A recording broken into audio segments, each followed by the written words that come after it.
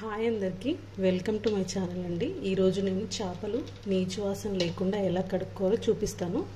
ముందుగా నేను 2 kgs చేపలు తీసుకున్నానండి.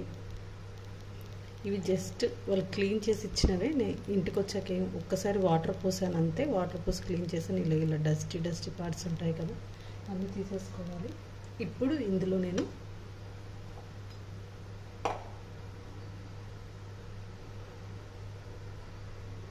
1 స్పూన్ పసుపు వేస్తాను.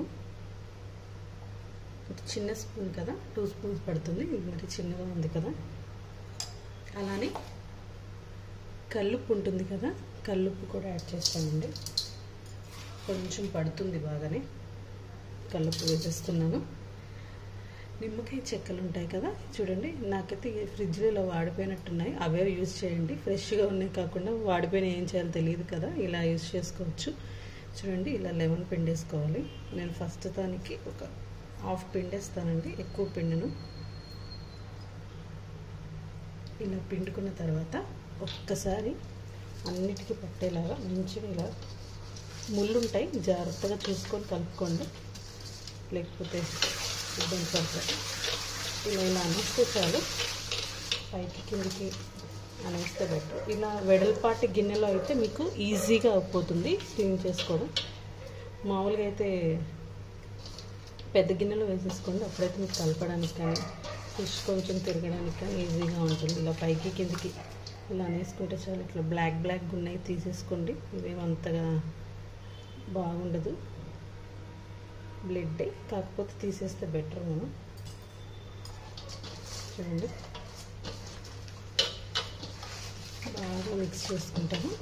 మ్యాక్సిమం ఒక 5 minutes అని ఇలా మిక్స్ చేసుకోవాలండి. బాగా ఇలా రుబ్బుకోవాలి ఒక్కొక్క పీస్ ఇలాగా.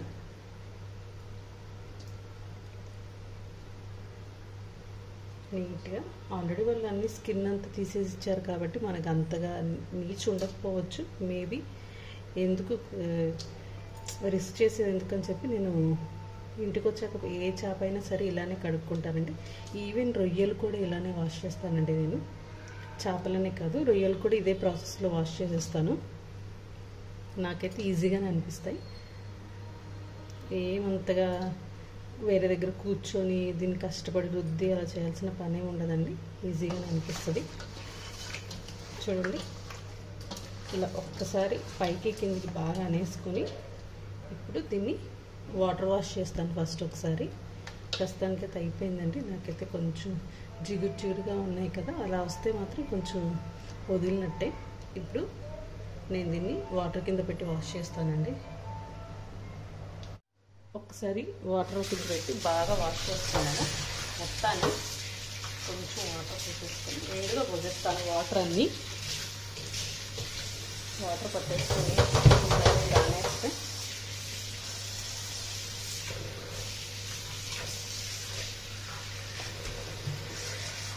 చూడండి, ఇలా వాటర్ ఇలా పైకి వస్తాయి కదా, ఈ వాటర్ని ఉంచేసి ఒక 2 times కడుక్కుందాము, సరిపోతుంది.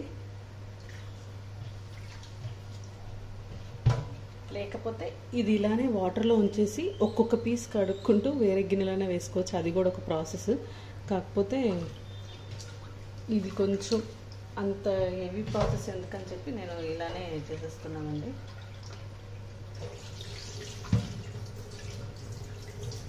మంచిగా వాటర్ అన్ని తీసేసి వాటర్ అంతా వైట్ కలర్ వచ్చేంత వరకు, ట్రాన్స్పరెంట్ కనుక కనిపించేంత వరకు వాటర్తో వాష్ చేస్తూనే ఉండాలి. తర్వాత సింక్ బాగా కడుక్కోండి. ఈ చేపలు తెచ్చినప్పుడంతా ఇదే ప్రాసెస్ అండి. మామూలు వాసన బాగా అసలు వంట రూమ్ అంతా.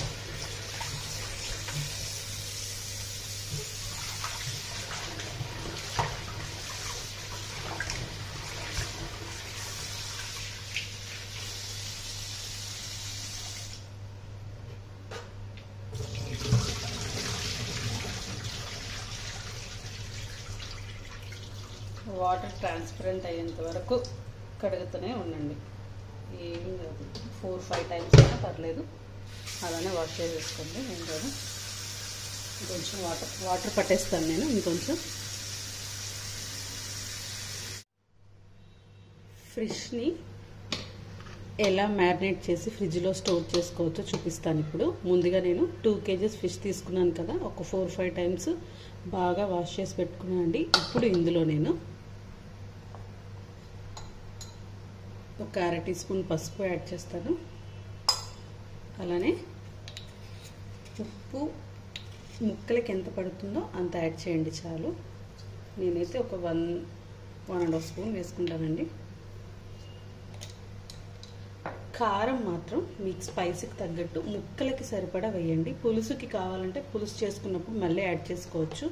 ముక్కలకి సరిపడా వేయాలి కాబట్టి నేను చూడండి కారం 1 స్పూన్ ఆర్ 2.5 వేస్తానండి, అంతే. ఇప్పుడు అల్లం వెల్లుల్లి పేస్ట్ ఉంటుంది కదా, అది నేను ఒక ఫుల్ స్పూన్ వేస్తానండి.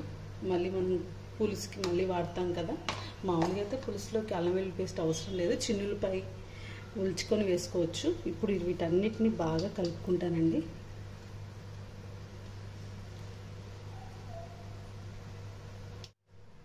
ఇలా బాగా ఉప్పు కారం బాగా పట్టించేసాం కదా, ఇప్పుడు నేను దీన్ని ఒక బాక్స్లోకి స్టోర్ చేసుకుంటానండి. బాగా కడుక్కొని తీసుకునే బాక్స్ ఉంటుంది కదా, ఈ బాక్స్లోకి నేను ముందుగా మ్యారినేట్ చేసుకున్న ఫిష్ ముక్కలన్నీ వేసేస్తాను. ఒక్కొక్కటి కూడా సర్దేసుకుందాం మనం. ఇలానే మీరు డీప్లో పెట్టేసుకొని ఎక్కువ రోజులు పెట్టకండి. నాకు ఫ్రిడ్జ్లో పెట్టి అలా వాడడం అసలు ఇష్టం ఉండదు. మ్యాక్సిమం 3 days అంతే, నేను అంతకుమించి పెట్టానండి నాన్ వెజ్ ఏది. 3 days కూడా కాదు, ఒక్కొక్కసారి 1 dayకి నెక్స్ట్ డే తింటాం అనుకుంటే అప్పుడు చేసేసుకుంటాము. నేనైతే మ్యాక్సిమం 3 daysకి మించి పెట్టను నాన్ వెజ్ ఏది. ఇలా మంచిగా బాక్స్కి సర్దేసుకొని ఎన్ని పడితే అన్ని మంచిగా పెట్టేసుకొని ఇప్పుడు ఇలా కలుపుకున్నది మనం డీప్లో పెట్టాల్సిన పని కూడా లేదండి, విడిగా పెట్టేసుకోవచ్చు. కొంచెం కూలింగ్ పెంచేసుకొని విడిగా అన్న స్టోర్ చేసేసుకోవచ్చు. డీప్లో పెట్టాలని ఏం లేదు, ఎందుకంటే నేను నెక్స్ట్ డేకి చేసుకుంటాను కాబట్టి. మీరు 2 days 3 days ఆగాలి అనుకుంటే మాత్రం ఖచ్చితంగా డీప్లో పెట్టేయండి, లేకపోతే పాడైపోతాయి ముక్కలు.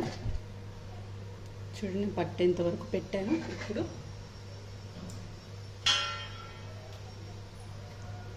మూత పెట్టేసుకుని ఫ్రిడ్జ్లో పెట్టేసుకుంటానండి వీటిని. తర్వాత మిగిలిన ఉన్నాయి కదా, అవి కూడా ఇంకో బాక్స్లో పెట్టేసి ఫ్రిడ్జ్లో పెట్టేసుకుంటాం మనం.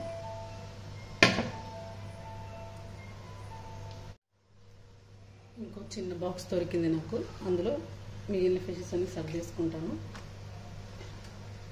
కొన్ని ఉన్నాయి కాబట్టి చిన్నది తీసుకున్నాను నేను.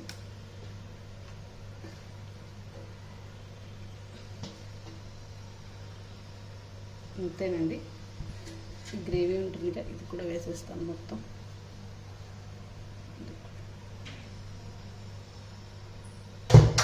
హ్యాండ్ వాష్ చేసుకుంటాను నేను.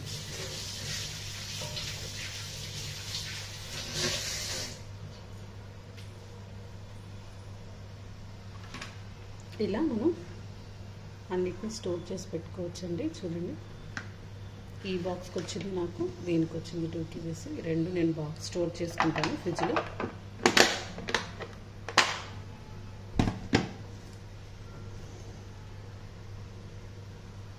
అంతేనండి, చాలా ఈజీ.